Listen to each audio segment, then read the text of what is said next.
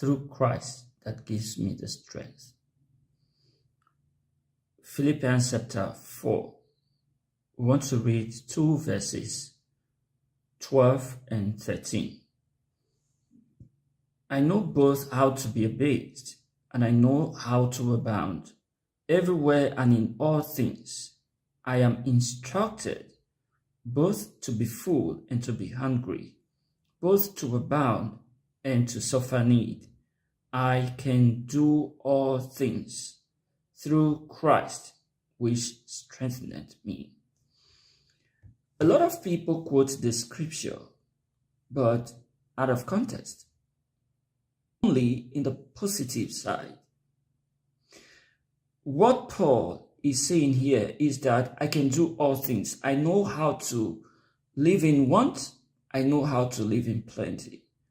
Some people, when they experience scarcity, they start misbehaving. Some others too, when they experience abundance, their bad character comes out. But Paul is saying that in all situations, I know how to abound. I know how to live. I know how to control myself. The question is, as a believer, have you resolved to do all things through the strength of Christ? Have you made up your mind that it doesn't matter what I face, even if this business crashes, even if I lose everything, like Job, I still believe that the power of Christ will be made perfect in my weakness? Have you resolved as a Christian that nothing is going to shake your faith? That it doesn't matter what I face, nothing is going to shake my faith in this world. I know it is not by boasting, it is not by human strength, because by strength, nobody prevails, no man prevails. So I'm not talking about human strength, but you don't need strength to resolve. Have you made up your mind to say, okay, this is what I have come to resolve, that it doesn't matter what happens, this is what I've believed, and this is what I want to do. And by the special grace of God, I am not going to give up because of any circumstances whatsoever. Every believer needs this resolution. Me, I'm not ready to settle down for the less. I've also made up my mind that it doesn't matter what happens, I'm not going to give up. So I look at the two sides. As you see me here, I'm ready for the best.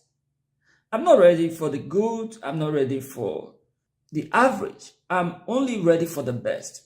But also, I am ready for the worst. It doesn't matter what happens. I've told myself, be it death or life, be it poverty or riches, I am for Christ. Both extremes, both the extreme of the best, the extreme of the worst, be ready. A lot of people, when they see money, they start misbehaving. When they see temptations, things falling apart, they drop their faith. You have to make up your mind and be ready for the worst and the best. This is what personally I am ready for. So if the devil knows that I've made up my mind that nothing is going to shake my mind by the power of God, he will know that bringing some level of temptations to me will not actually produce any positive result for him. Rather, the worst is that he will end up losing a soul to heaven. That is the truth. Thank you for watching. Please share this video.